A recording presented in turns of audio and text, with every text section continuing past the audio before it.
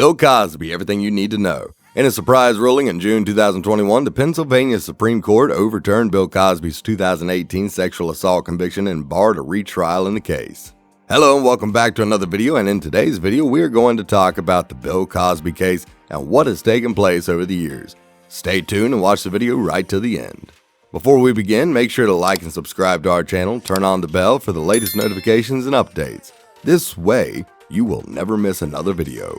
With that said, let's not waste any more time and begin. Cosby had been sentenced to 3 to 10 years in state prison for allegedly drugging and sexually assaulting former Temple University employee Andrea Constant in 2004. Despite the deluge of allegations against him, Cosby has always maintained that he never engaged in non-consensual sex. Here's a look back at the more than decade-long saga that led to the downfall of the man known to many as America's Dad. Bill Cosby's dark side first came to light in 2005, when Andrea Constant, a staff member at Cosby's former university, said she had been drugged and molested by the star at his home a year earlier. While prosecutors declined to press charges, citing lack of evidence, Ms. Constant nonetheless filed a civil case against the comedian. The allegations against Bill Cosby gained more attention when 13 other women, of which 12 decided to remain anonymous, agreed to be witnesses, each of them with their very own account of sexual assault by Bill. Mr. Cosby denied the accusations, however, and his lawyer called the accusations preposterous. And so, the case was settled out of court in 2006 for an undisclosed sum. The accusations against Bill Cosby couldn't die so easily, and in subsequent years, some of Ms. Constant's fellow witnesses told their story to the media. But the accusations would not be comprehensively reported until Mr. Cosby's planned TV comeback thrust him back into the limelight.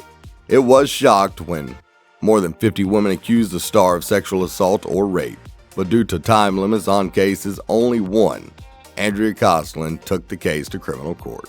Mr. Cosby's lawyers consistently denied the charges, asking why the women had not made legal complaints at the time when they said they were assaulted.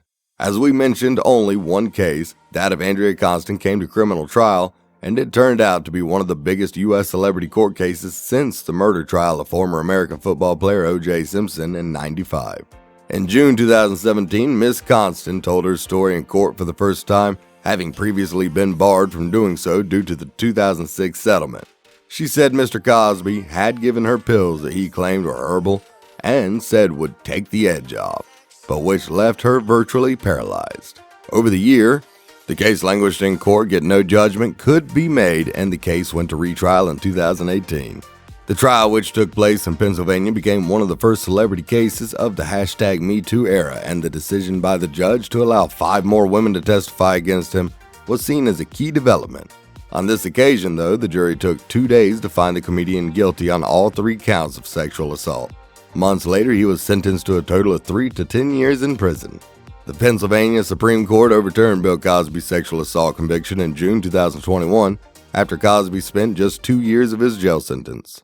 The court found that Mr. Cosby had been denied due process and should not have been put on trial because he had reached an agreement with the previous prosecutor in 2005 that he would not be charged.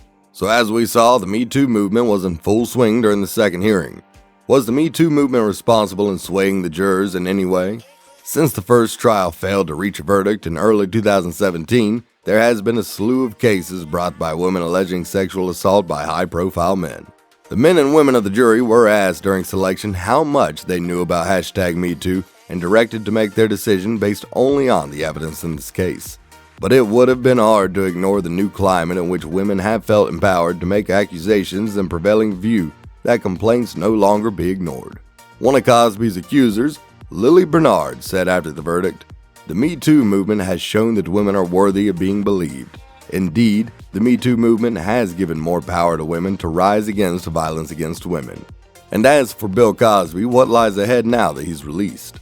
Since the allegations against Cosby first arose several years ago, Cosby's work, including TV shows, films, and stand-up performances, have been pulled from many U.S. networks, including TV Land, Centric, and Bounce TV.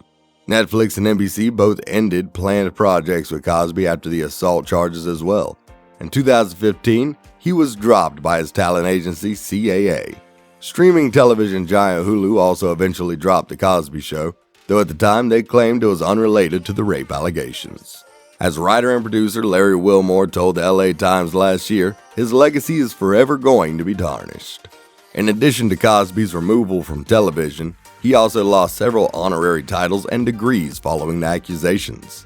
In 2014, the Navy revoked his honorary title of Chief Petty Officer.